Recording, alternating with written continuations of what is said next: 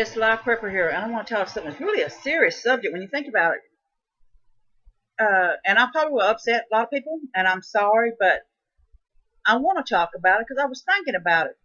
What so many of us go through, and I've been there. I mean, I've had things happen in my family that I don't really like. I mean, we talk about it, but we don't talk about it. Understand it? It's about these people murdering people and taking enjoyment in it and stuff, and it's okay for them to do it. But then when they get caught, they're up there crying for their lives. They're plea bargaining. And then they spend millions and millions and millions of dollars of the government's money to appeal in their case. I mean, they don't think about it. I mean, double standards. It's like, I don't want to betray some of these characters here, how they feel. It's okay. I enjoy what I did. I didn't care. Doesn't matter to me if they had children or not.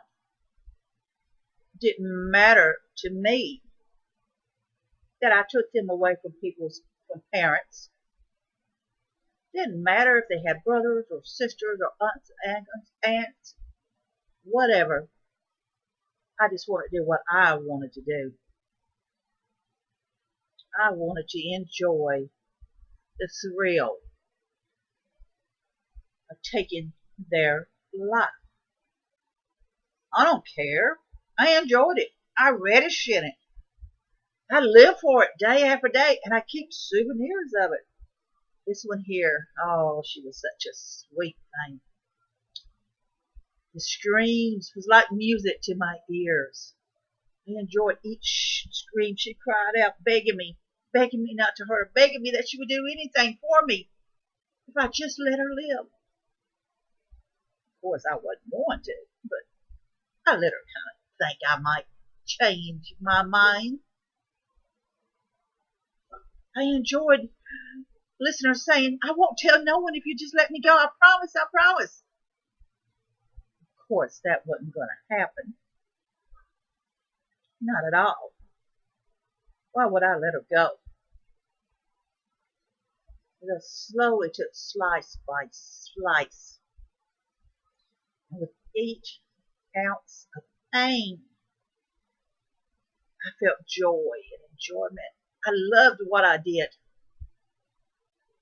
As the blood just slowly dripped down the floor, slowly leaving her body, I enjoyed the thrill of it. I enjoyed looking into her eyes and seeing the fear, the hopelessness as she begged and cried and pleaded.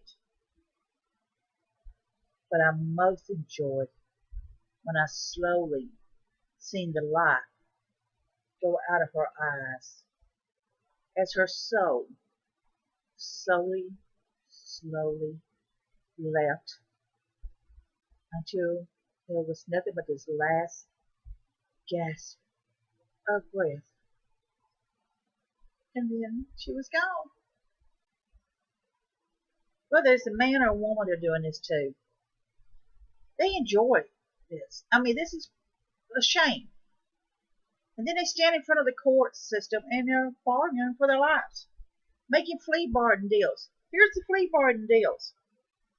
I'll tell you where so and so is if you'll let me live. That's right. So I make deals with them. Says, look, I'll take the blame for this and this and this, and if you don't prosecute me for these others. So then families don't get justice. A lot of the families never know where their loved one is. They had to sit through that courtroom looking at this person who took their daughter or their son away from them. And it doesn't matter what age. There's no limit on age. Some of them enjoyed killing old people. Some of them enjoyed killing children. Some of them enjoyed killing whole households if they could. The fact is, not all of them gets caught. There's countless serial killers out there that never gets caught.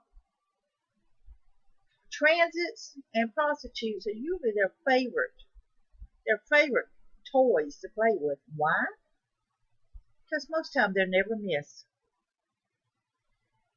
They never stay in one spot very long. They might stay there for a few months, and then they leave. They go somewhere else.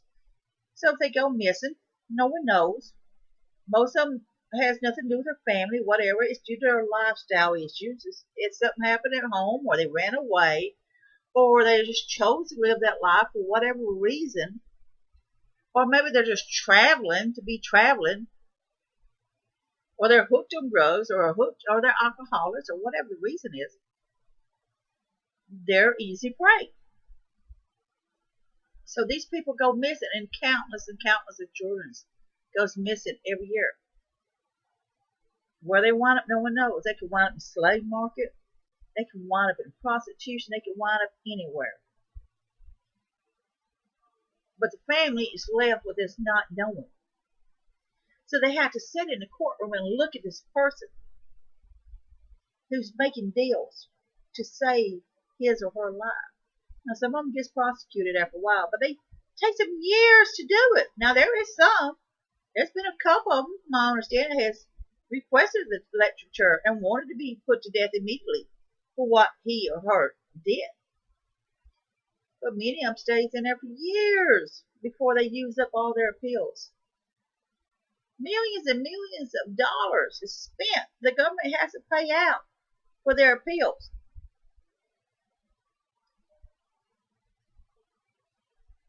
The clown killer, the guy that they found with all the bodies underneath his house, he used to play kind of game with him to extend his life. And he sent a picture to this one guy. I can't remember his name.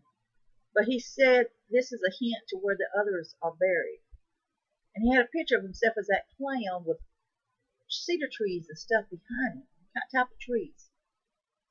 But it doesn't say where. It just says, it shows a bunch of trees. That means it's somewhere in a forest. He did all kinds to try to extend his life as long as possible. This man did children's parties. Isn't that something? Did children's parties. It was a serial killer. Many of these was young kids that was runaways, or they just transits, whatever. They disappeared. Some of them weren't. He finally got caught by the grace of God. And then he flea bargained. He tried to make deals to delay his execution as long as he could. So many of them do. They reddish. They're reddish on what they do to these people. Now some of them goes years without doing another killing until the urge hits them. We don't never know what's going to happen. It's sad. It's sad to think about what they do and that they have no guilt or remorse about what they've done. It's sad that they didn't care what they did to these people and what they did to the families. They didn't care about them. But when it comes to their life on the line, it's a different story. Let me make a deal. Take the death penalty off the table. Give me life. And I'll tell you where so-and-so is. But he don't tell you where all of them are. They don't ever do. I don't think they ever tell them where everyone are. They take responsibility for certain ones, but they don't tell you about all of them. So there's still families out there who's lost, who doesn't know where their family is, their loved ones are, and most likely never will, unless something happens by accident. It's a shame that they flea bargain with these killers in order to try to find out where the remains are. They have to do this. And it's sad that some of these families don't even get justice at all because they won't prosecute him or her over some of these people because there's not enough evidence, or even though he's admitted, but they're willing to make a deal. So he'll tell them where some of the bodies are, but he or she never tells them where they all are. And so many of them out there, it never does get caught. They could be your next door neighbor. They could be your best friend. They could be in church with you. They could be the preacher. As far as that goes, you just don't know.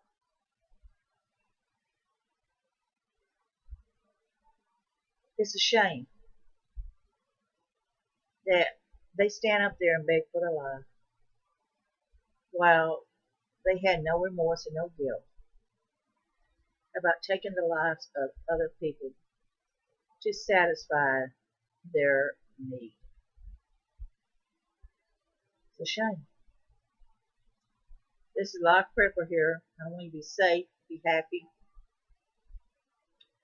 Bless you all.